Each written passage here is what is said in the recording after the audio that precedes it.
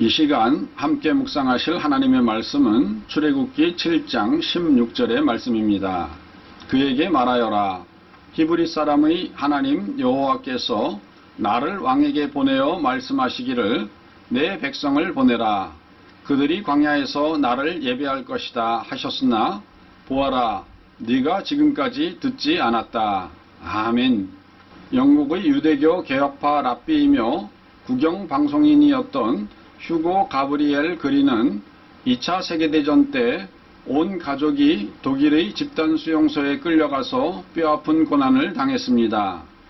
결국 그린과 그의 어머니는 살아남았지만 그의 10살 된 동생 가브리엘은 아우슈비츠 가스실에서 죽임을 당했고 그의 아버지도 해방된 지 며칠 후에 사망했습니다. 그린은 1946년 영국으로 이주하여 케임브리지 킹스 칼리지에서 수학을 공부하며 장학금을 받았고 졸업 후에는 1947년에서 1949년 동안 벌어진 1차 중동 전쟁 동안 이스라엘 군대에 자원 입대했습니다. 그리고 1950년에 그린은 미국 신시내티로 이사하여 개혁 랍비들을 위한 신학교인 히브리 유니온 칼리지에서 히브리어 경전에 대해 여러 학위를 취득하였고 박사 학위를 받은 후 1964년에 영국으로 돌아와서 가장 큰 규모의 유대교 회당 중 한 곳에서 봉사했습니다. 그리고 그는 32년 동안 유럽의 웨스트 런던 회당에서 랍비로 일했습니다. 그린은 과거 자신이 겪었던 유대인 수용소에서의 체험담을 전후 독일의 데르 모르겐이라는 잡지에 다음과 같이 기고했습니다. 1944년의 어느 몹시 추운 겨울날 함께 감금되어 있었던 아버지께서는 그와 몇 친구분들을 수용소 건물의 한 구석으로 모이게 하셨습니다.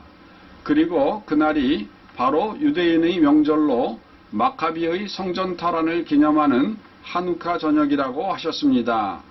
아버지는 볼품없게 생긴 진흙주발을 내놓으시더니 수용소에서는 구하기 힘든 귀한 버터 기름을 녹인 후 거기에 심지를 적셔 촛불을 대신하여 불을 켰습니다.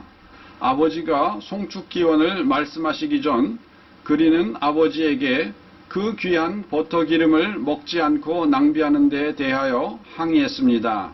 그때 아버지는 버터 기름을 가지고 만든 등잔의 불빛을 잠시 바라보신 후에 말하기를, 얘야, 우리가 잘 알듯이 사람은 밥을 먹지 않고도 3주간을 살 수가 있어.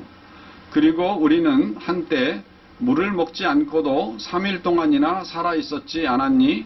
그러나 사람은 희망이 없이는 하루도 살 수가 없어 라고 말했습니다. 그렇습니다.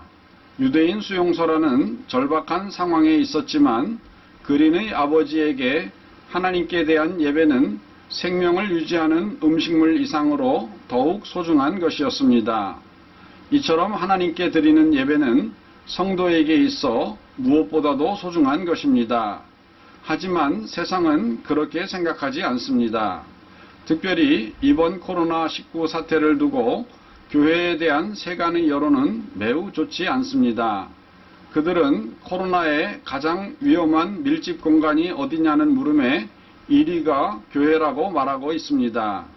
조선일보는 2021년 7월 초 SMCNC 플랫폼 틸리언의 밀집 공간의 위험도에 대한 설문조사를 의뢰했습니다. 여기에 20대에서 50대 남녀 3,236명이 응답했는데 설문조사에서 위험에 가고 싶지 않은 밀집 공간을 물었더니 교회가 54.7%로 가장 높았고 그 다음이 해수욕장 36.4%, 공연장 27.6%, 경기장 27.0%였습니다. 그런데 과연 사실도 그럴까요?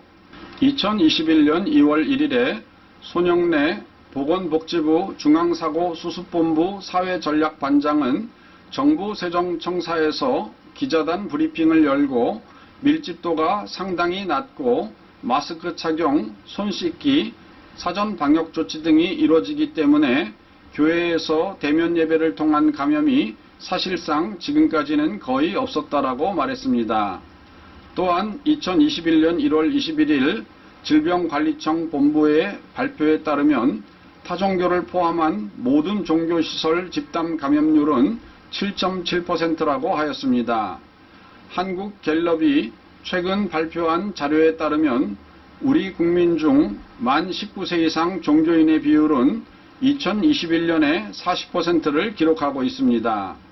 그러니까 인구 비례 40%의 집단에서 감염률이 7.7%이면 매우 모범적인 모임이라고 할 수 있습니다.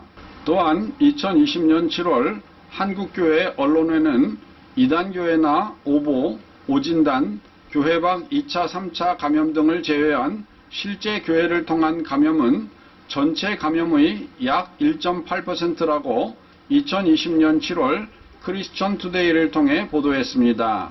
인구 비례 20%인 기독교인이 모인 교회의 감염률은 약 1.8%인 것입니다. 그럼에도 세상의 속내는 코로나 시절 교회의 예배가 왠지 거슬리는 것입니다. 오늘 본문의 배경에는 이집트 바로왕의 고민이 나옵니다. 왜 모세는 자꾸만 히브리 노예들을 광야로 데려가서 예배를 드린다고 하는 것일까? 그로 인한 경제적 손실은 그 얼마인데 모세가 이렇게 바로와 각을 세우면서라도 예배를 드리겠다고 하는 것은 예배를 원하시는 것이 하나님의 뜻이기 때문입니다. 하나님께서는 내 백성은 나를 예배하기 위하여 광야로 나아갈 것이다 라고 말씀하고 있습니다. 그럼에도 최근 코로나 사태를 통해 우려스러운 움직임이 교회 내에서 일어나고 있습니다. 한국목회데이터연구소의 최신 자료에 따르면 24%나 되는 크리스천들이 설사 코로나가 종식된다고 하더라도 예전처럼 교회에 출석하여 예배를 드리지는 않을 거라고 답했습니다. 이처럼 믿음이 약한 성도들은 코로나 사태를 계기로 점점 예배를 드리려는 마음이 약해지고 있습니다. 하지만 우리 성도가 기억해야 할 것은 하나님께서는 성도의 예배를 기뻐하신다는 것입니다. 요한복음 4장 23절 아버지께 참되게 예배하는 자들은 영과 진리로 예배할 때가 오나니 곧 이때라. 아버지께서는 자기에게 이렇게 예배하는 자들을 찾으시느니라. 아멘. 이 시간에는 김호수 권사님의 찬양으로 나는 예배자입니다를 들으시겠습니다.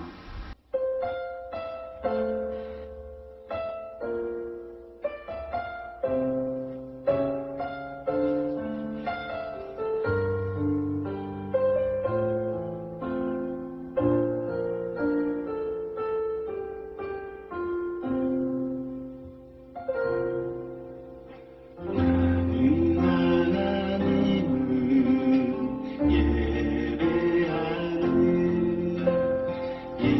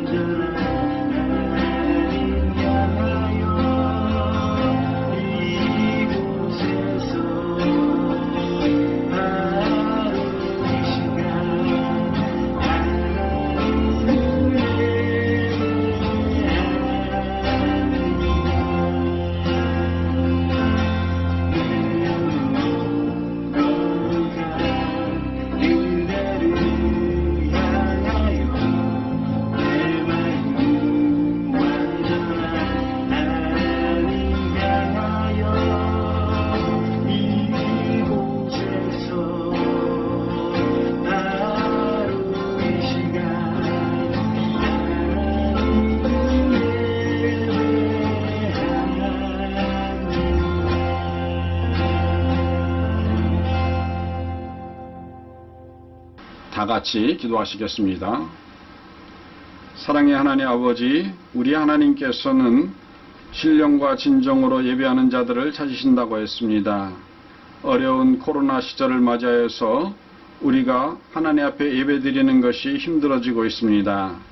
사랑하는 하나님 아버지, 이러한 때를 맞이하여서 우리 목회자와 성도의 또 교회의 신앙이 연약해지지 않도록 붙들어 주시옵소서.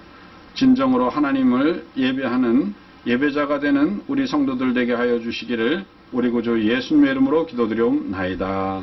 아멘.